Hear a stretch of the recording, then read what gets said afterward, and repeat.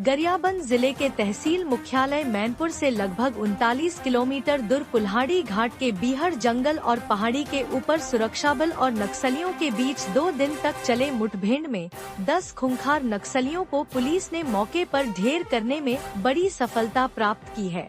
इन मारे गए नक्सलियों में कुल 5 करोड़ 22 लाख रुपए का इनाम रखा गया था। सुरक्षा एजेंसियों को पिछले 1 दशक की सबसे बड़ी सफलता मानी जा रही है। इस मुठभेड़ में सबसे बड़ा नाम सामने आया है मोडेम बाला कृष्णा उर्फ मनोज, जो नक्सलियों के केंद्रीय कमेटी का सदस्य था। उस पर अकेले 1 करोड़ 80 लाख रुपए का इनाम था।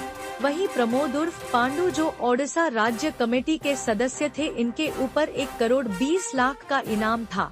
वहीं टेक्निकल टीम प्रभारी विमल उर्फ मंगन्ना पर भी 1 करोड़ 20 लाख रुपए का इनाम छत्तीसगढ़ राज्य शासन द्वारा एवं ओडिशा, आंध्र प्रदेश, तेलंगाना, महाराष्ट्र एवं मध्य प्रदेश सरकार द्वारा रखा गया था। इसके अलावा समीर, रंजीता, वनीला, सीमा, विक्रम, उमेश और बिमला पर भी लाखों का इनाम रखा गया था।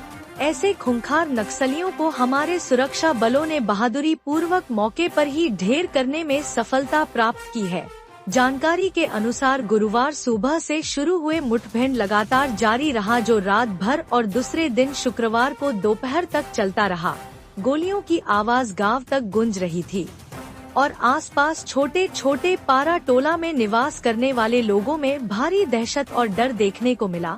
बता दें कि यह वही कुल्हाड़ी घाट भालू डिग्गी की पहाड़ी है, जहां जनवरी माह में सुरक्षा बलों ने 72 घंटे चले मुठभेड़ में खूंखार नक्सली जयराम उर्फ चलपति सहित 16 नक्सलियों को चारों तरफ से घेर कर ढेर कर दिया गया था।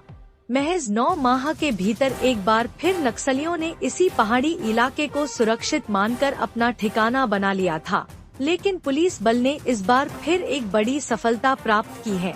इस मुठभेड़ में AK-47, इंसास, SLR जैसे ऑटोमेटिक हथियार सहित कुल 10 हथियार व भारी मात्रा में नक्सल सामग्री बरामद किया गया है।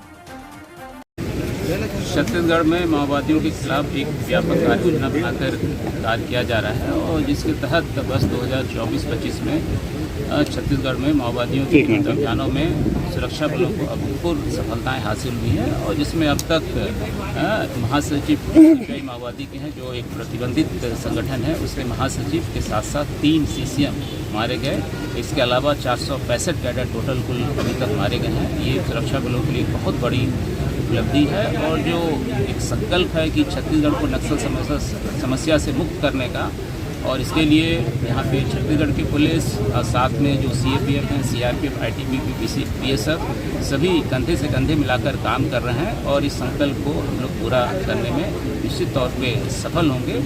और गरियाबंद में जो अभी सफलताएं हासिल हुई, जिसमें एक CCM जो मोडेम बाला कृष्णा, जो कि काफ़ी यहाँ पे इस इलाके में CP माओवादियों को विस्तार करने के प्रयासरत थे और साथ ही साथ 2 स्टेट कमेटी के मेंबर, इसके अलावा 3 ACM, इसके अलावा अन्य कैडर मार गए कुल 10, जिसमें कि 6 पुरुष हैं, 4 महिलाएं हैं। इसके अलावा बहुत AK-47 SLR इंसास एवं अन्य हथियार बरामद हुए। इसके अलावा अन्य बहुत सारे सवाल हैं। निश्चित तौर पर ये जो सफलता मिली है, इसके लिए मैं यहाँ की पूरी टीम, यहाँ के जो IG हैं श्री अमरीश, यहाँ के जो SP हैं श्री निखिल और IG जो CRPF हैं श्री सालिन और उनकी पूरी टीम को मैं अपनी ओर से बहुत बहुत शुभकामनाएं देता हूं। इस ऑपरेशन में जो भी E30 जो गरियाबंद का टीम है, साथ में STF प्लस जो CRPF की कोबरा और GT, इनकी भी टीम इसमें शामिल रही, उनको भी मैं इस बहादुरी के लिए और इस तरह के जो सफलतापूर्ण ऑपरेशन के लिए उनको भी अपनी ओर से शुभकामनाएँ देता हूँ। और निश्चित तौर पे ये जो सफलताएं मिली हैं, इससे न केवल जो गरियाबंद और धमतरी का क्षेत्र है, इसको नक्सल मुक्त करने में बहुत अधिक मदद मिलेगी। साथ ही साथ इसका व्यापक प्रभाव आने वाले दिनों में पड़ेगा। इससे सरेंडर बढ़ेंगे, इससे आसूचनाएँ और भी मिलने में सहूलियत होगी। साथ ही साथ इसका इम्पैक्ट बस्तर क्षेत्र में भी पड़ेगा।